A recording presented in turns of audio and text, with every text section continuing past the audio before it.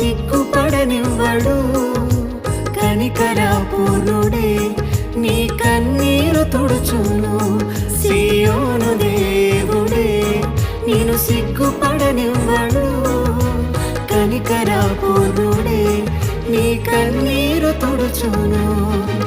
అసమానుడైన వాడు అవమానపరచడు నిన్ను. ఓటమి ఎరుగని మన దేవుడు